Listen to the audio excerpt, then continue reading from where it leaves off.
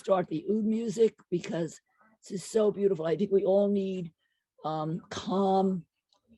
We all need to be calmed. I know I've been really kind of a wreck this week with everything going on.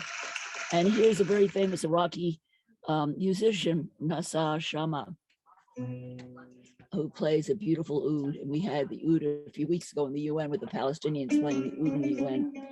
So let's listen to this beautiful music for a few minutes while we wait for people to come on. And I set up the Facebook event.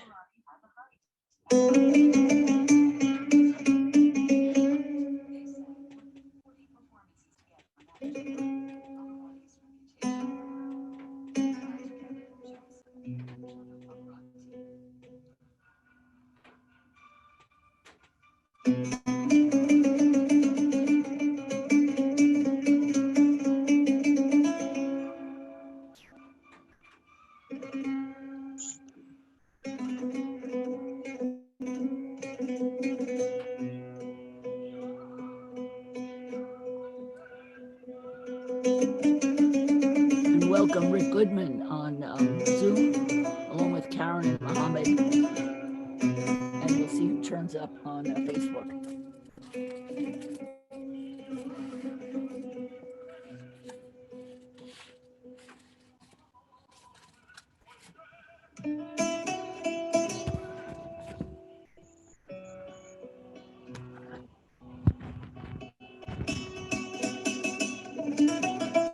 Welcome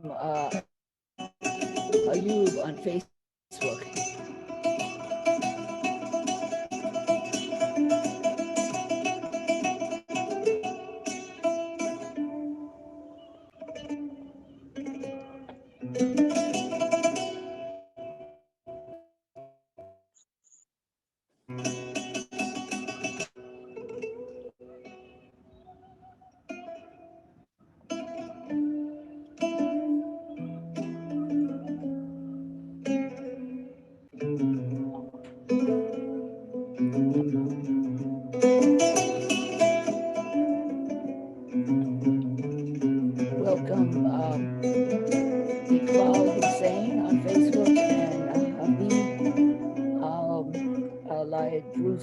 On Facebook.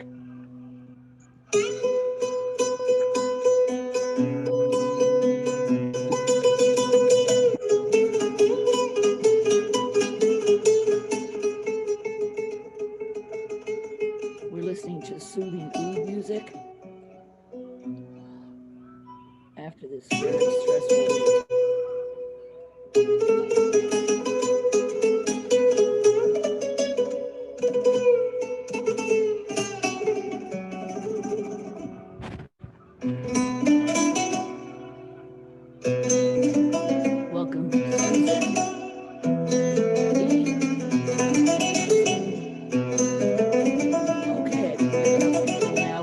The music softly in the background because everything we have to say and talk about today is extremely stressful. So we invite you to our little Zoom Palestine, both on Zoom and Facebook Live through the Zoom Palestine Facebook page. And these sessions are recorded on the Facebook page if you ever want to look at them. And then I make a YouTube version of them and send them out to people. Sometimes I have problems. I get blocked, like last week NBC blocked me because I showed a section from Saturday Night Live. So I never know what obstacles I'm going to have, but that's okay. It's not going to stop me. Hey, hi, Susan. So good to see everybody. What a crazy, disturbing week. I mean, I don't know if anybody else is having trouble sleeping like I am. It's been a really distressing week, both in terms of the events in the Ukraine and what's happening.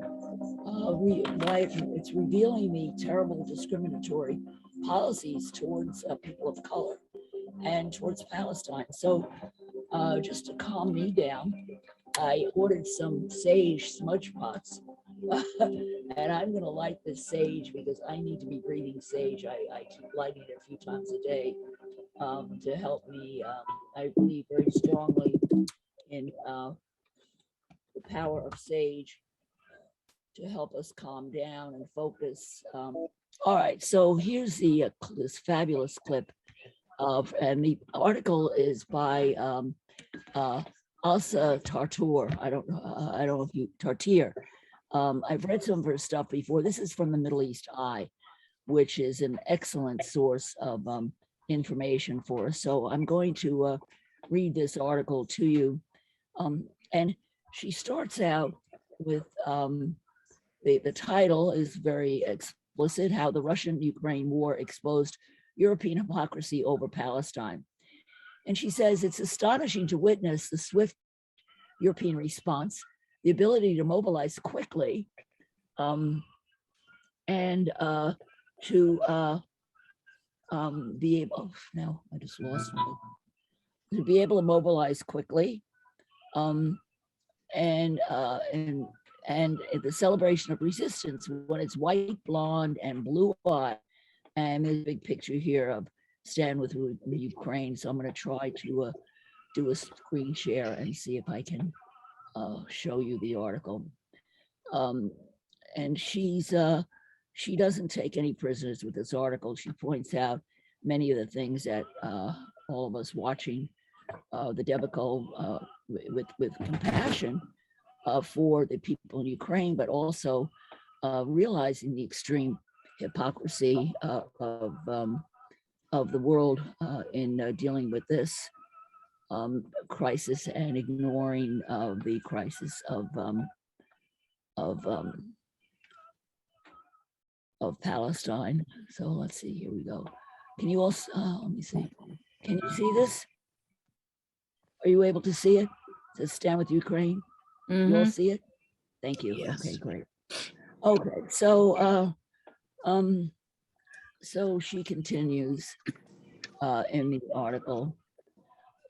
Before Russia's invasion of Ukraine, I was asked during several conversations with European policymakers, what can Europeans do to address the injustice of Palestine? Okay, that's a good question that it's good that they ask, right? But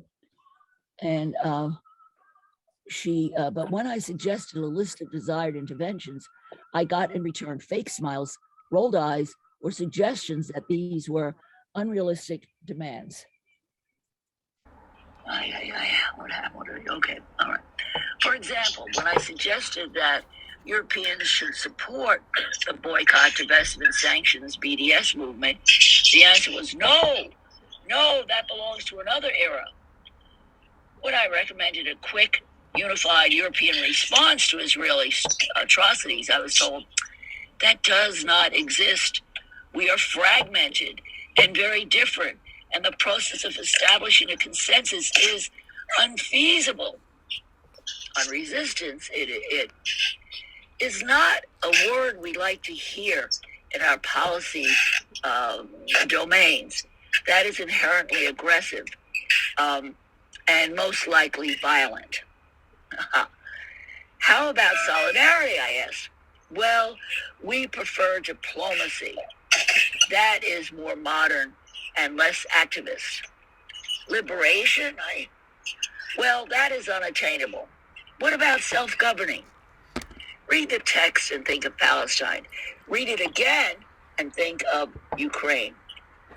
Welcome to European hypocrisy. I often wonder, once the war in Ukraine is over, whether I will give the same list of demands now that the bar is higher and we know better what Europe can do when there is a political will. A moment of reflection. It's awful to compare tragedies, especially when civilian casualties and refugees are involved. As a refugee myself, I know very well what the status entails, but the moments and processes of tragedies are also sadly moments of reflection and reassessments. They are moments that expose complicit actors, reveal hypocrisies, and unmask realities. We have seen this for the past 200 years in Palestine, and also in the past 2 weeks in Ukraine. It has been astonishing to witness the swift European response, the outpouring of statements condemning the Russian aggression, the unconditional welcoming of European refugees, the imposition of sanctions, the ability to mobilize quickly and collectively when the political will exists, the celebration of resistance when it's white, blonde, and blue-eyed, and the list goes on. I am not envious of my Ukrainian fellows getting all the support they need, but I find myself compelled, in light of the, quote, Ukraine moment the world is going through, to ask my fellow Europeans, individuals, and institutions, will you rethink your hypocritical attitudes and long-standing double standards? Now, I want to play this clip for you. This is great. Only the Irish. I have some Irish blood in me. My great-grandfather blew up a bridge of black and tan. He was a Irish revolutionary. I think that's why I am the way I am. I think I got his genes. This is... Okay, somebody's making a lot of noise. Is that you, Issa? Hi, welcome, Issa, from Burkina Faso. Okay, welcome, Jenny. Welcome, Susan. Okay, but please mute yourself if you're going to have noise in the background. All right, listen to this. This is hysterical. This is really worth seeing. Okay. Treating the Arab population as a whole, the Palestinian population as a whole. You all know who this is? This is an Irish member of parliament screaming his brains out about this hypocrisy, because the Irish get it. They are sympathetic to Palestine. They get it. They went through it. So listen to this guy. As an inferior race. I mean, it doesn't get stronger than this. And yet you want to be careful about your language. You're happy to correctly use the most strong and robust language to describe the crimes against humanity of Vladimir Putin, but you will not use the same strength of language when it comes to describing Israel's treatment of the Palestinians, when it is now being documented and detailed by two of the most respected human rights organizations in the world, and indeed has been alleged by dozens and dozens of non-governmental organizations, and to be honest, anybody who looks honestly at the decades of brutal, inhumane persecution of the Palestinians, successive assaults on Gaza, the annexation of their land and territory, the systematic application of apartheid rules, you don't want to even use the word apartheid. Never mind sanctions. 5-day sanctions against Putin and his thugs, 70 years of oppression by the Palestinians, and it wouldn't be, what was the word you used? It wouldn't be helpful to impose sanctions. Amnesty International are calling for Israel to be referred to the International Criminal Court for crimes against humanity. Will you support it? They are calling for targeted sanctions against Israeli officials who are perpetuating the system of apartheid. Just exactly the same types of sanctions we just initiated against Vladimir Putin. Will you support it? And I think the answer is clearly you're not going to. Well, there you go. That's it. So this is what we're left with, blatant, outrageous hypocrisy from the West, and this wonderful, in his wonderful Irish way of calling it out.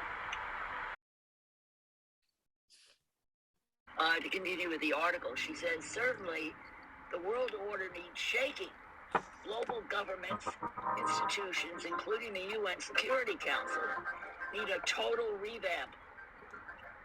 And injustices should be addressed everywhere. But neither wars nor hypocrisy are the avenues to pursue in an effort to achieve this. Addressing imbalances of power and reinventing global governance institutions are fundamental prerequisites to resolving long-standing conflicts and injustices.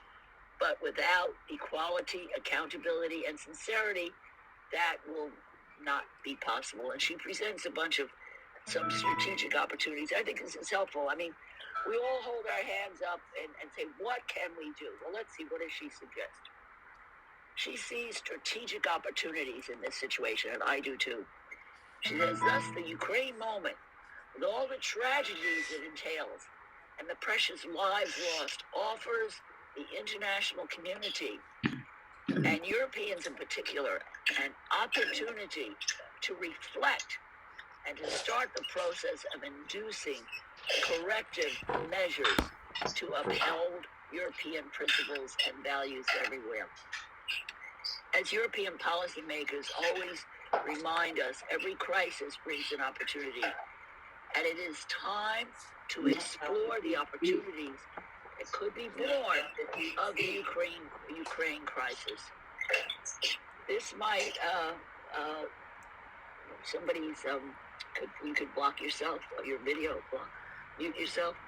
This might sound naive, insensitive, opportunistic, or even offensive to Ukrainian citizens currently under attack, but it is critical to ensuring that justice, rights, and freedom are for all, and not just for some. Therefore, as painful as it might sound, the Ukraine moment offers Palestinians a strategic opportunity to set the record straight, where resistance, refugees, freedom, liberation, political rights, and BDS are concerned. And here's a great picture of Palestinians holding very good signs pointing this out. This is a strategic opportunity to hold European actors accountable. Let me see. I'm not sure. Could everybody kindly mute themselves, please? This is a strategic opportunity to hold European actors accountable, not only for the past harm and grievances they have caused, but also for the present and future harms caused by denying Palestinians their rights. Palestinians should escalate their BDS demands against apartheid, settler colonial Israel, upholding the simple principle that Palestinians are entitled to the same rights as the rest of humanity, including the Ukrainians. This is an effective way to ensure accountability, and it clearly has some traction in European policy circles, as we saw. And I'm going to see if I can enlarge this sign so that we can read some of the pictures. Oh no, there. Okay, some of the signs. He said, one Palestinian says, the occupation attacks daily against our people, and the world is silent. Okay, Palestinians are no less human than Ukrainians. So this is a very good article and good insight into how we can use this situation actually as an opportunity. Next, I wanted to talk about how Israel is using this opportunity. When we talked about this last week, where everybody is not paying attention. Everybody's focused on Israel, and people are not focusing or paying attention to what's going on in Israel. So Israel is using this as an opportunity to double down on apartheid, to actually increase the apartheid policies, and they just passed an absolutely outrageous law. Can you all see it? No? All right, let me stop this video and do a share video again. Let's see, I think this is it. Okay, can you see it now? Israel doubles down on apartheid. And here's a picture of a Palestinians demanding family unification in front of UNESCO headquarters in Gaza City. All right, so now listen to what Israel's done with this new law. Israel is doubling down on the apartheid rule over Palestinians while it and its international accomplices attempt to fend off the label. This week, Israel restated a ban on Palestinian family unification as part of its demographic engineering efforts to ensure a Jewish majority in the territory of historic Palestine. Adalah, a group that advocates for the rights of Palestinians in Israel, said that the implication is, quote, one of the most racist and discriminatory laws in the world and must immediately be repealed. The, quote, citizenship and entry into Israel order prohibits Israel's interior minister from granting residency or citizenship to Palestinians from the West Bank and Gaza who marry citizens of Israel. According to Adalah, which will challenge the law at Israel's High Court, quote, it also bans unification between a citizen or resident of Israel with spouses from enemy states, including Syria, Lebanon, Iraq, and Iran. Abdullah added that UN human rights bodies have called on Israel to revoke the ban on Palestinian family unification as it violates international law. Not that that's ever been a problem for Israel, violating international law. Israel's parliament, the Knesset, has renewed the temporary order banning family. I'm on mute? Oh, okay, thank you.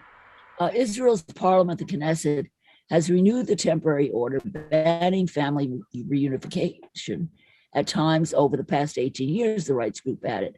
However, unlike in the past, the current version of the law, quote, explicitly states that its purpose is to ensure a Jewish demographic majority, Adalah says.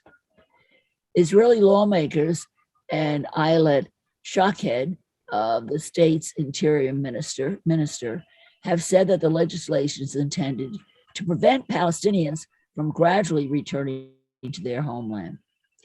Demographic engineering is also informing Israel's policy on refugees fleeing the violence in Ukraine.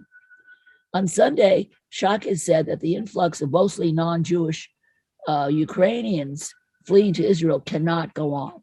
They will not take Ukrainians because most of them are not Jewish.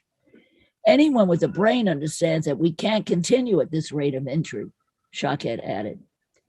Demographic obsession. Israel's obsession with demographics is nothing new.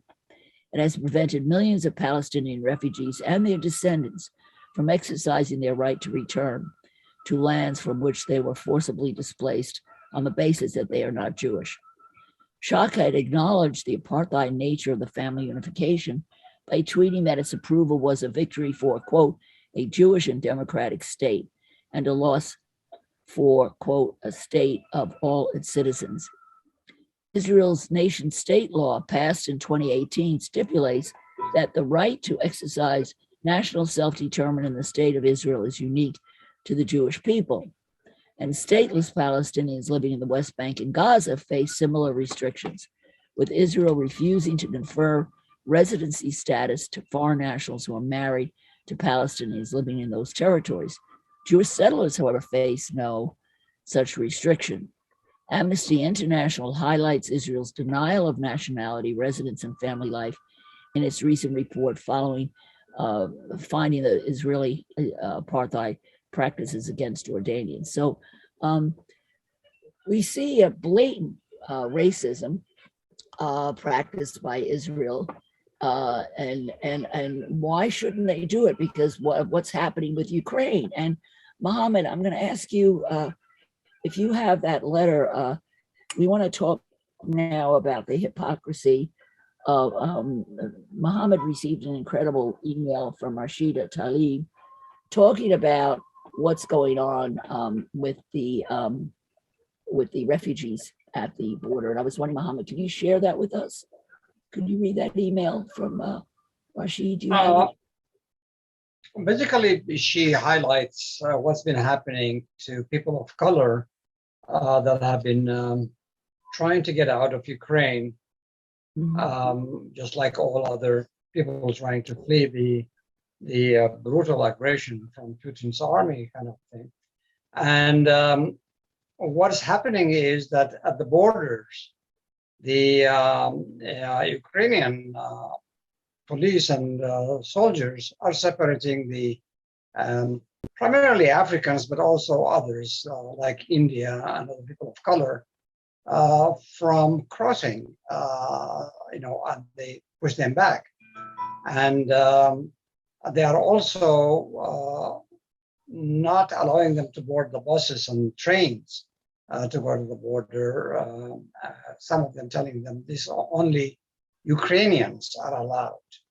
And so they are left to their fate, to their own devices. This has been really reported widely in many ways. And Rashida Talib actually cites examples, specific examples, which are heartbreaking and blatantly racist attitude. And so basically that's the essence of her appeal. And I think it shows pretty much what you just showed, the hypocrisy of the both our country and the European states in treating refugees separately based on color. So that's essentially the point. What I read in her, where she described the method, it was terrifying. They took they made them all line up, all the non-white or people of color, Middle Easterners, as well as Africans and Indians, line up separately. That to me was just absolutely a horrifying image of almost Nazi-like behavior. Now, did the EU, I think I read somewhere that the EU reprimanded them and then they had to start taking them in. What did you hear about that? I didn't hear about that, but it's not so. Well, the EU has been one of the problems to start with, not necessarily the EU as an organization itself, but specific members like Hungary and Poland have been stopping people from the Middle East and Africa from coming to their borders. Yeah. We know all those horrific scenes from a few years ago that kept Syrians fleeing the war, stranded on the borders with Hungary, and not allowing them to get in with So that kind of stuff is not new, and it just the way things are. And now, I mean, I applaud the support that the Ukrainians fleeing the war are being given, which is really the way it should be across the board to everyone fleeing, wars and suppression anywhere. Yeah. I think I did hear that they began letting them in finally because the EU central, powers were made aware of the situation. They put the pressure. But Hungary and Poland have been problems for the EU because they're very anti-gay, they're racist, they are they don't have the same liberal kind of values that one finds in some of the other countries. So that they have been, I know Hungary was actually fined several times by the EU and Poland for what they did over the Syrian refugees. So I believe that there's that these refugees of color now, many of them have been able to get in because of the pressure that was put on Poland and Hungary. But it was difficult to enforce because of the racism of the individual soldiers at the borders. This is not just some government policy. This is unfortunately a cultural characteristics of many Eastern Europeans Mhm. who are just at base racist. Is again, one of the reasons why Russia, who shares this racism, because I know Black students and African students in Russia have had many problems. And this attitude enabled the Russians to basically commit genocide in Syria, with their bombing of Syria, because they just didn't consider the Middle Easterners to be fully human, so this is unfortunately a characteristic that we find in much of Eastern Europe, all over Europe, but in particular, Eastern Europe has been a victim of it. And that also covers anti-Semitism, So, this is something, this is an opportunity, as the last article stated, that something we need to bring to the attention of the world and push to try to correct it. Well, thanks, Mohammed, for that, sending me that email. I really appreciate so much. Mohammed is a member of one of the best peace groups on the planet, Brooklyn, and the most groups of intelligent, caring, and people who mine, the information and send out, balanced, factual information on a whole variety of topics. And I, even though I don't live in Brooklyn, I joined their group. I was born in Brooklyn, though, so I have some membership, and my kids live in Brooklyn, and I'm in Brooklyn a lot, take care of my grandkids. But Brooklyn for Peace is one of the world's best peace groups. I think I'm going to nominate you guys for a Pulitzer Peace Prize. I think you deserve it. I'd be really super depressed without hearing from you all, because you give me hope. So thanks, Mohammed. That was very helpful. And Mohammed has also kept us informed on another atrocity that nobody even knows about, which is Tigray. He's from the Tigray region of Ethiopia. And Tigray is another genocide that the world ignores. And hi, George, my editor from Westview News. Welcome. Oh, he just left. He came on and then he left. Anyhow, yeah. So yeah, I drank. Hi. Here it is. Hi, Mohammed. Hi, George. You just missed the letter from Dr. Mohammed Al Hussein, who's one of our members of Brooklyn for Peace group, which you should join, even though we don't live in Brooklyn, but it's the best peace group in the country, I think in the world. And Mohammed just read a letter talking about how refugees of color have not been permitted over the border, separating them. So this is a real issue, a real problem, and certainly the EU has to work on it. When this mess is over in Ukraine, it's one of the things we have to work on, because it poisons our caring about so many issues. So Dr. Mohammed is from Tigray in Ethiopia, where there's a vast genocide being carried out by a guy who actually won the Pulitzer Peace Prize. What's your president's name, Mohammed? Nobel Peace. Nobel.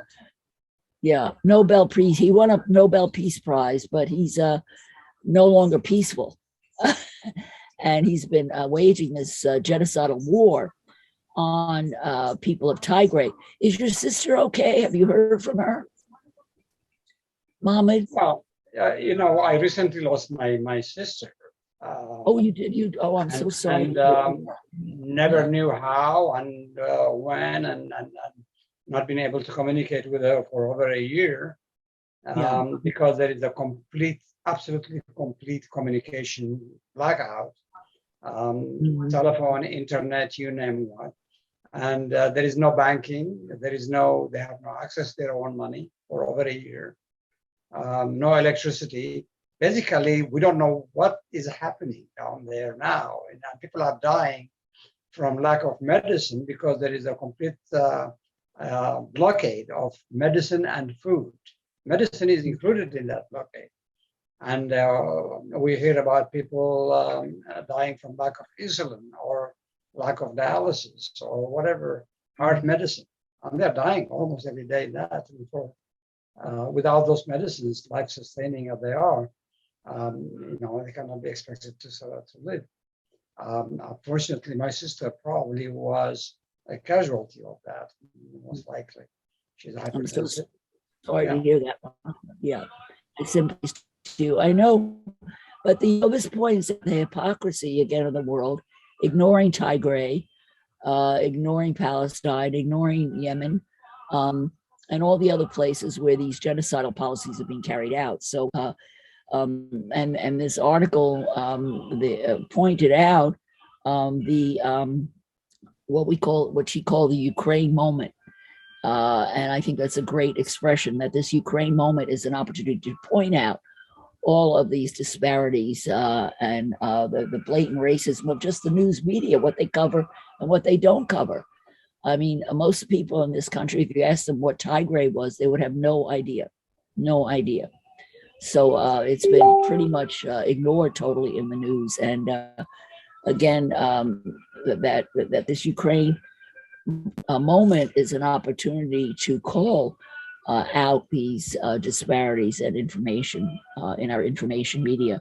So thanks, Mohammad, for your contribution to Book for Peace and to telling us about what's going on at the borders of in Ukraine. Can I add one word on that, if I may? Yeah.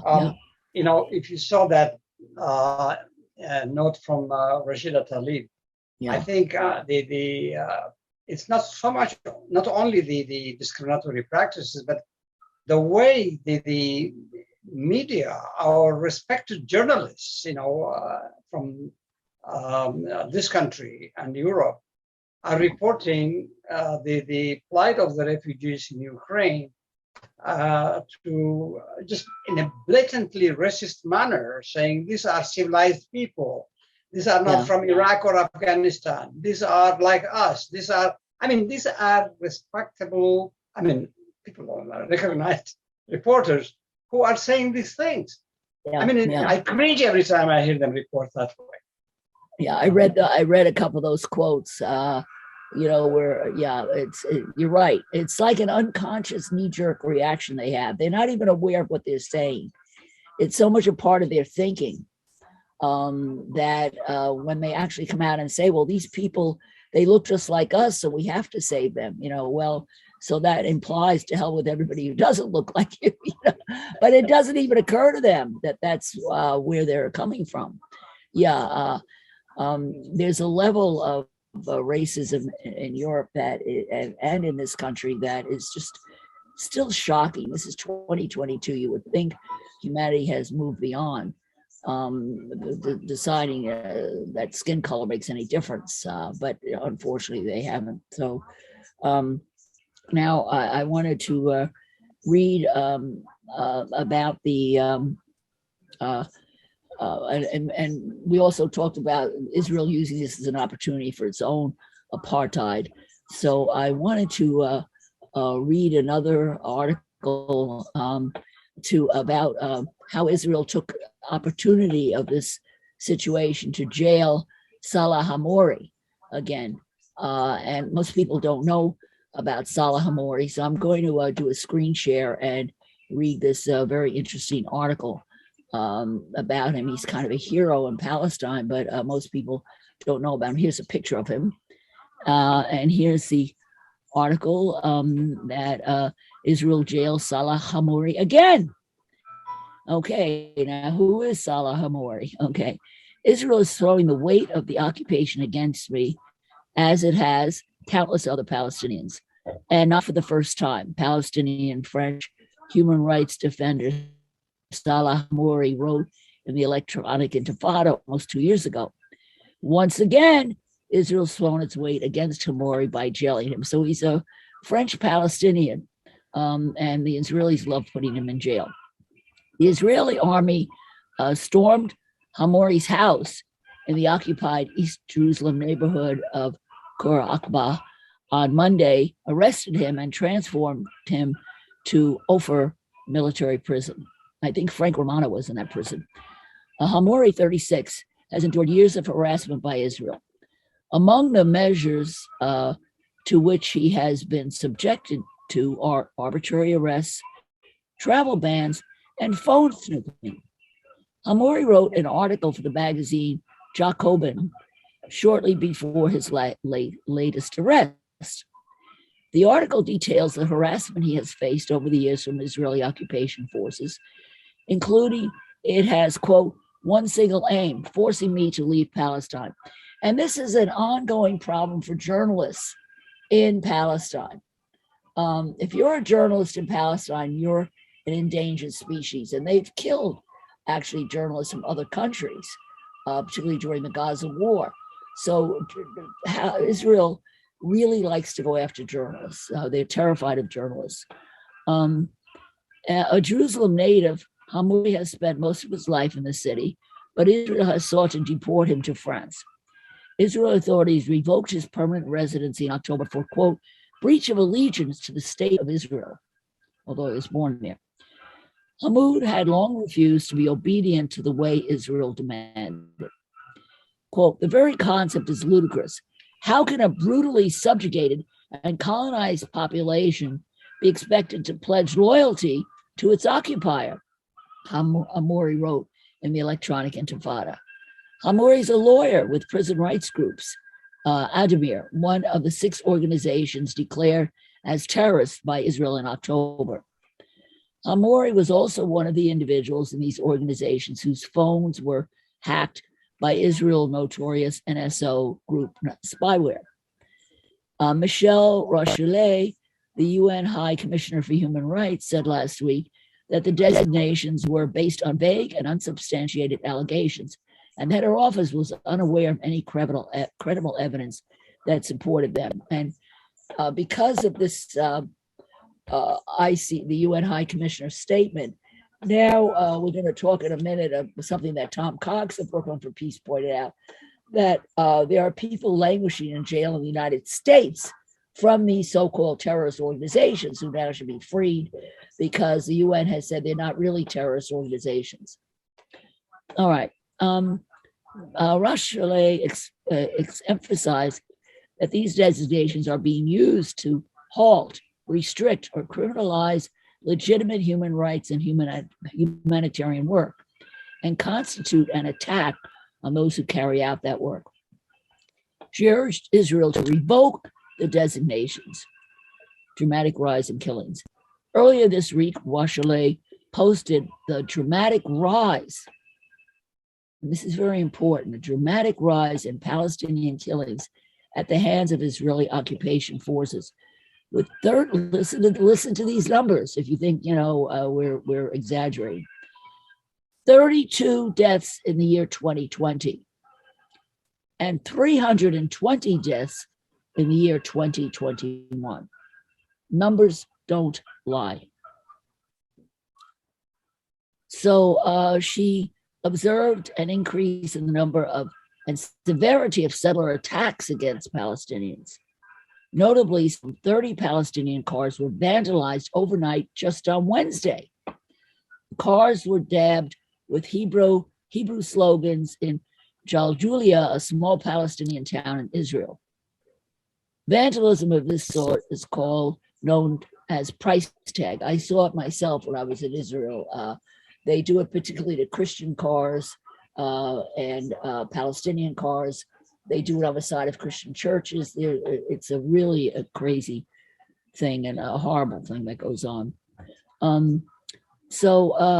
It's a term familiar, and that it's mostly Israeli settlers and extremists used to describe their sometimes lethal attacks. Sometimes they kill people. The case of Hammoud is so noteworthy that it was included in the report Amnesty International published last month, declaring that Israel practices apartheid.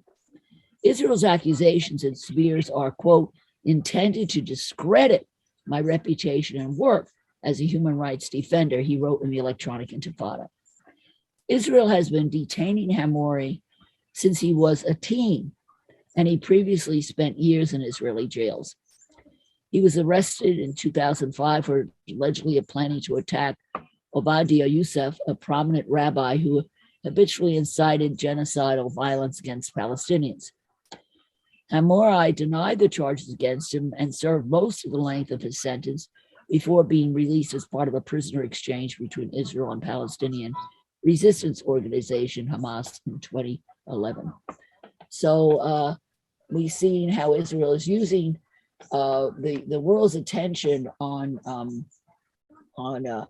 Israel, Ukraine to do all kinds of horrible stuff. Now, Tom Cox sent me this email with a link to the situation with the Holy Land. The gentleman, Ghassan Elashi, many of you don't know about him. Ghassan Elashi, he's in jail in Pine Knot, Kentucky.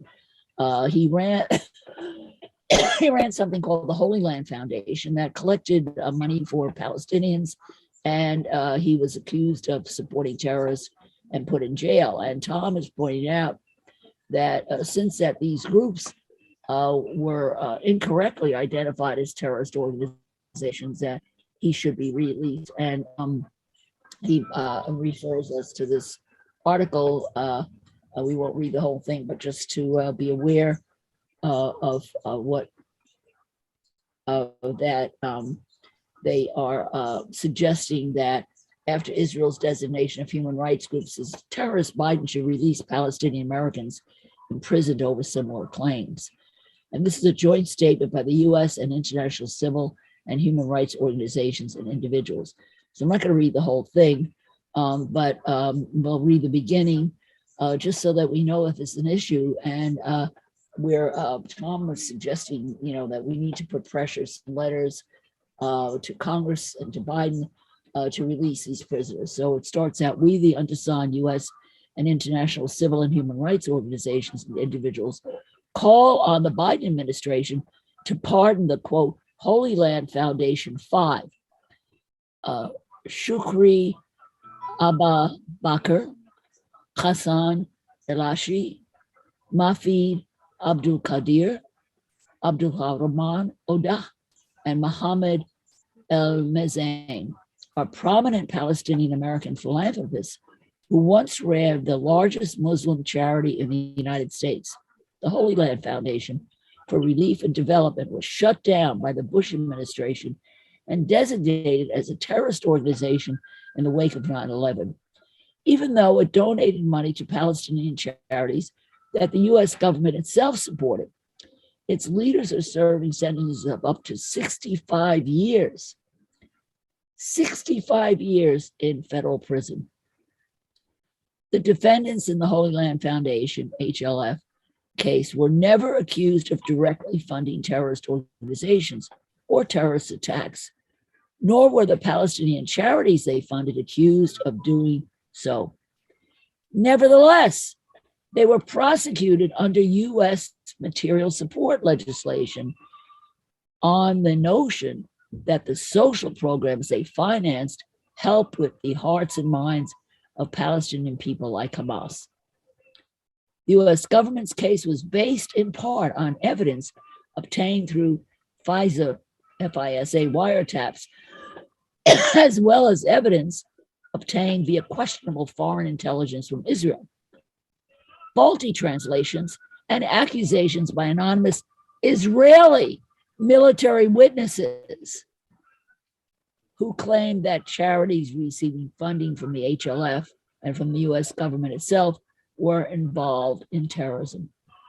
These dubious claims echo those that the Israeli government has made against Palestinian human rights groups and advocates for decades, including this past October, when it designated as terrorists 6 Palestinian human rights organizations that have worked closely with the international community, triggering widespread international condemnation. The 6 groups have offices in the West Bank, where they have spent years documenting and exposing violence by the Israeli military, as well as Palestinian authorities, including the detention and torture of children and advocating for the rule of law. So this is a great article, and this is something that's so important for us to know about, that this designation of the Holy Land Foundation is totally parallel to the bogus designation of these 6 peace groups, human rights groups in Israel. So this is a really important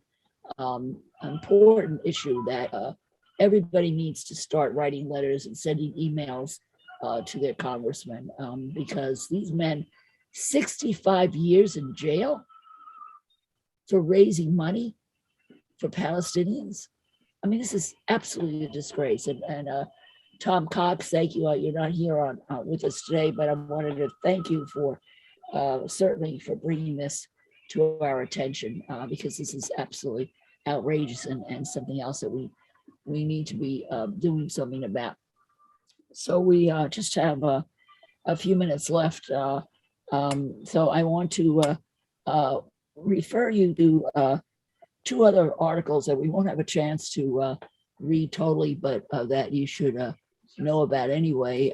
This one, that there's a kind of an interesting article online on Axios, the Palestinian Authority's Russia-Ukraine dilemma. And this has been that the UN and some European countries have asked the Palestinian leadership to issue a statement condemning Russia, a historical ally, but the PA rejected it, a senior Palestinian official said. That they're walking a fine line. The PA is walking a fine line between Russia and Ukraine, although historically, as we pointed out last week, that Ukraine was one of the first people to recognize Palestine and actually invited Abbas, not Abbas, over to the very early Palestinians to visit Ukraine. So that Ukraine has had a very good relationship with Palestine, and actually they had one of the first embassies for Palestine in a European city. So, but on the other hand, Russia has been supportive of them, and also the UN. Russia has often voted along with Palestine in the United Nations against the United States. So it's a complicated issue, and Abbas, is nothing but an opportunist, political opportunist, and he is unwilling, right at this present time, to make any kind of statement. So that's one of the other interesting articles. Another article that I wanted to bring to mind is this one on that. Well, no, it's not sure what happened to it. Anyhow, it points out the problem with the boycotting Russia. It was a very good article. I don't know what happened to it by Tamara Nasser, and we read a lot about this last week, but talking about the whole problem of the hypocrisy of BDS. It's okay. It's okay to boycott for us to boycott Ukraine, but it's not okay to boycott Russia. It's not okay for us to boycott Israel. It's okay to boycott Russia, but not okay to boycott Israel for the same violations of human rights that the Russians are doing. So this is another issue. I wanted to get in touch. I got in touch with BDS last week, and I was hoping I could have them on, and I'm going to see if I can get them next week. Somebody needs to be bringing some kind of legal challenge. If Biden can sanction boycotts, why are boycotts illegal in so many states, including federal government? So again, we have this horrific hypocrisy. So I think the boycott issue is something that we can really work on in terms of advocacy for Palestine, because it's just so absolutely horrifically hypocritical. So does anybody else want to say anything before we end? I have a wonderful song by David Rovics that called "They All Sang the International," and I thought that this would be, oppressed peoples around the world are all suffering at this point from violence, from greed, from power-hungry people. I feel sorry for the Russian people. Most of them don't even know what's going on, and many of them are out demonstrating and going to jail. We can't say the Russians are bad.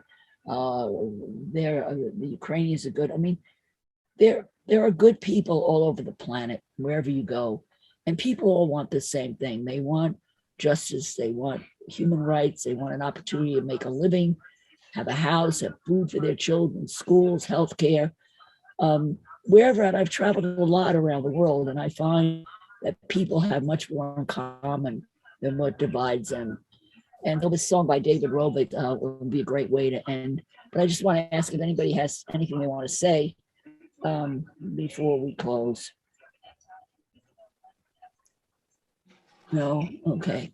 Oh, and Issa, I want to tell you, there was a big article in the New York Times about Thomas, was it Sabana, from the hero of, they're having a trial on who was assassinated, the Burkina Faso leader who was assassinated several years ago. They're finally having a trial of him, and I found it extremely interesting to read about him. Of course, again, another issue that none of us knew about, the assassination of this charismatic leader in Burkina Faso. So there was a big article in yesterday's New York Times. I think his name, it was Thomas was his first name, I think, not Santana, something begins with an S, I forget his last name, but Sankara. So there, Thomas Sankara. Thomas Sankara. I keep thinking of Santana, the musician, but Sankara. Yeah. So there's a very, very good Issa article. Issa's in Burkina Faso now. So they have the trial there. So if you get any information, Issa, we'd love to hear from you.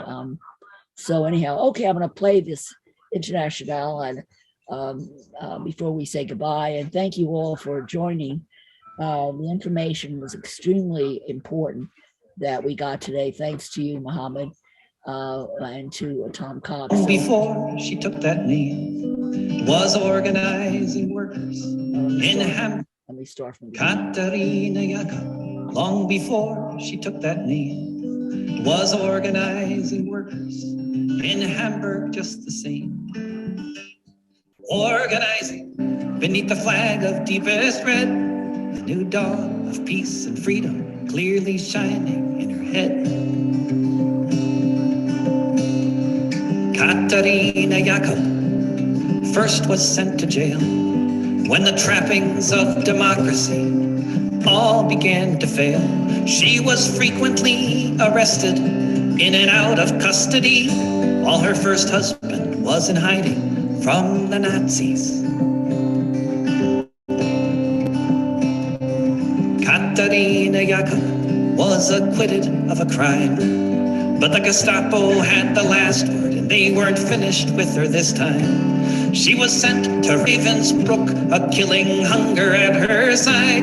She heard of the execution, how her second husband died. For Katarina Jakob, the end was close at hand. She was on a death march with a ragged, starving band, marching through a forest, being led by the SS. What would happen hours later seemed impossible to guess. When the sun rose the next morning, it was the 1st of May, and they all sang the Internationale. They all sang the Internationale.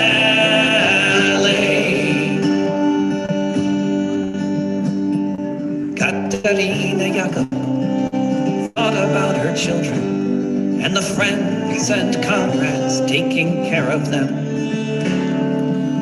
not knowing yet if any of them survived, not knowing that soon she'd see her daughters both alive. Katarina Jakob watched the German soldiers flee, streaming from the east, that's what she was seeing. Allied bombers flew above them, she thought they all might die, and then soon there was the silence of all the SS men. When the sun rose the next morning, it was the 1st of May, and they all sang the Internationale.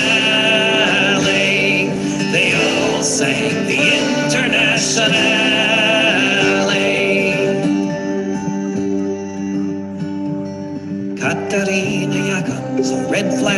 flapping in the breeze above the Russian tanks, and she fell upon her knees. And so many different voices in so many different tongues sang the most beautiful song that could ever have been sung. In German, Lithuanian, in Polish and in Dutch, a myriad of melodies has never had been such. In Russian and in Yiddish, Italian and French, emerging from the forests beneath the trench. When the sun rose the next morning, it was the 1st of May, and they all sang the Internationale. When the sun rose the next morning, it was the 1st of May, and they all sang the Internationale. They all sang the Internationale. Okay, so let's hope that all the countries of the world will come together and sing for peace, and that now we don't have the Germans to run away. We pray that the Russians run away, and that the peace-loving people of the world unite and say no more war. No more war anywhere. Ukraine, Palestine, Tigray, Yemen. We pray that all the good people of the world stand together. So thank you everybody for joining today. And I'm going to try to get BDS people on next week. And if anybody has any ideas or suggestions of inviting people to join or participate, please let me know. Okay? Not well. What's going on? Okay. Thank you very much. So I'll see you all next week. Ma'as salama. You know what's so funny? I said, George isn't going to like the air draft coming through here. I better go fix it for him. Yeah. Okay. All right. Thanks, everybody. Bye, Isa. Okay. I'm Bye, making George. lunch. Thank We'll you. have a little break in a minute. I'm just going to put on a little Judy Nikovitz.